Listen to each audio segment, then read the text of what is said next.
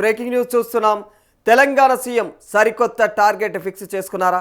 ఇప్పటిదాకా ఎవరు ఊహించని నిర్ణయం తీసుకున్నారా? కేంద్ర మంత్రి భుజాన తుపాకీ పెట్టి రాష్ట్రంలో కాషాయ దళాన్ని లక్ష్యంగా చేసుకున్నారా? బీజేపీ కూడా ఏం మాట్లాడలేని పరిస్థితి కల్పించాలనుకుంటున్నారా? రేవంత్ రెడ్డి కొత్త టార్గెట్ ఏంటి?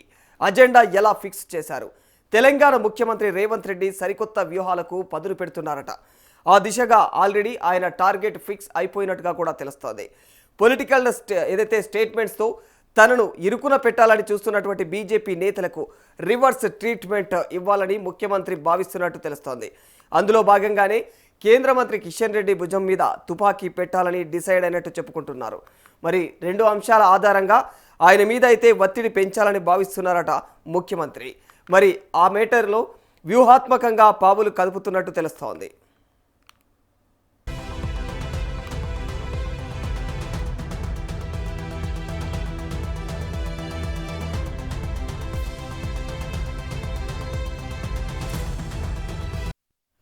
కాళేశ్వరం ప్రాజెక్టు సెంట్రిక్గానే ప్రత్యర్థులను ఇరుకున పెట్టే స్కెచ్ రెడీ అయిందని అంటున్నారు.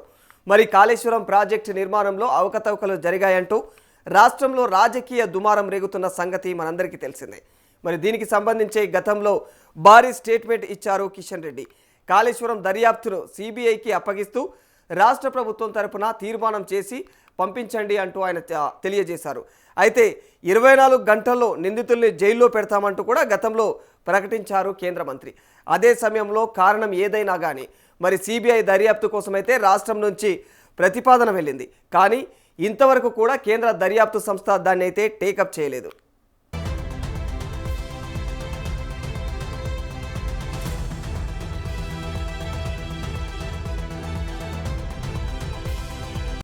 సరిగ్గా ఈ పాయింట్ మీదే రాజకీయ ప్రత్యర్థుల్ని ఇరుకున పెట్టాలనుకుంటున్నారట సీఎం.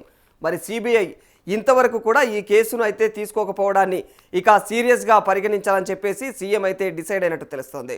మరి దానికి సంబంధించి గతంలో కేంద్ర మంత్రి కిషన్ రెడ్డి ఇచ్చినటువంటి స్టేట్మెంట్ ఆధారంగా ఒత్తిడి పెంచడంతో పాటుగా కూడా ఇక రాష్ట్రంలో బీజేపీని ఇరకాటంలోకి నెట్టేయాలని చెప్పేసి కూడా ఆలోచిస్తున్నట్టు తెలుస్తోంది.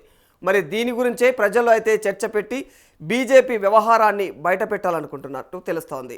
తాజాగా తుమ్మిడిహెట్టి ప్రాజెక్టుకు సంబంధించినటువంటి ఇష్యూలోకి కూడా బీజేపీని లాగే ప్రయత్నం చేస్తున్నారు రేవంత్ రెడ్డి. మరి తుమ్మిడిహెట్టి ప్రాజెక్టు కట్టాలంటే మహారాష్ట్రలో కూడా ముంపు ప్రాంతం ఉంటుంది. దానికి కూడా పరిహారం ఇవ్వడానికైతే తెలంగాణ ప్రభుత్వం సిద్ధంగా ఉందని చెప్పేసి స్పష్టం చేశారు సీఎం.